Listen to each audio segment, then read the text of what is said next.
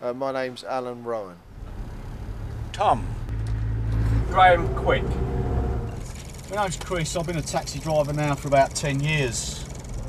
Nearly 8 years ago, so it was May 2001.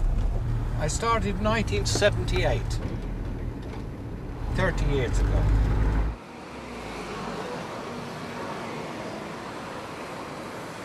People are more reserved in London, and a lot of us like that, you know, but if you speak to anyone, they'll speak back to you, but they're not going to tell you their life story there and then.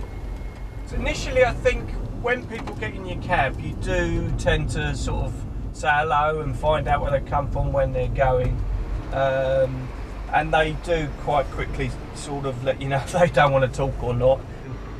But if the passenger wants to talk about something like the weather, then I would accommodate him. I think the majority of people do want to chat. If they're sitting there on their own, then they'll probably want to chat. If it's you pick someone up in the city and it's a group of them, they'll want to talk amongst themselves, so you don't get involved with that. Because of the partition, it's awkward to have a proper conversation.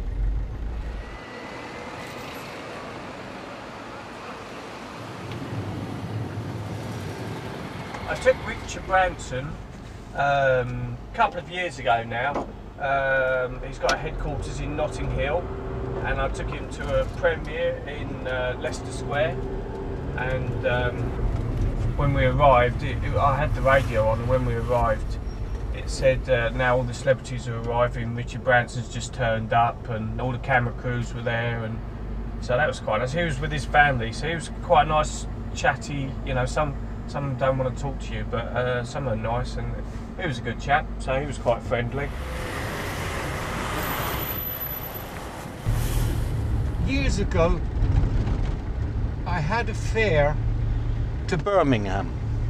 I picked up a young girl, an Indian girl, and she was distressed. And I said to her, where did she want to go? And she had a friend living in London, but she didn't have the address. She thought she had the address and she didn't. So I said, well, I'll take you to the police station. You know, you can't walk around the streets late at night. And she didn't want to go to a police station. So I had a dilemma. So I took her home. And my wife made her a cup of tea. Her parents lived in Birmingham. So my wife got the telephone number off her and phoned her parents. So her father said he was distressed. She was missing. She'd run away. That was what it was. And he said,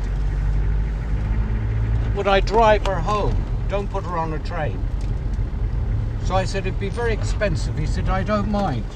So I said, she can stay here the night and I'll take her in the morning. And that's years ago.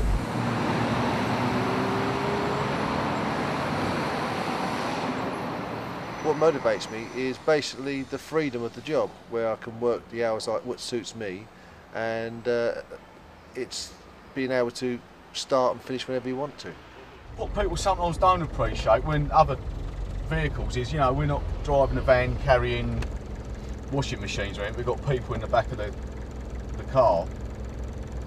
And if you get carved up, you're throwing those people about. You know, you can jump in a cab in Victoria and go anywhere you want in the West End or the city, and the taxi driver should know exactly the building, the road, the quickest way of getting there. You know, you don't get that anywhere else in the world.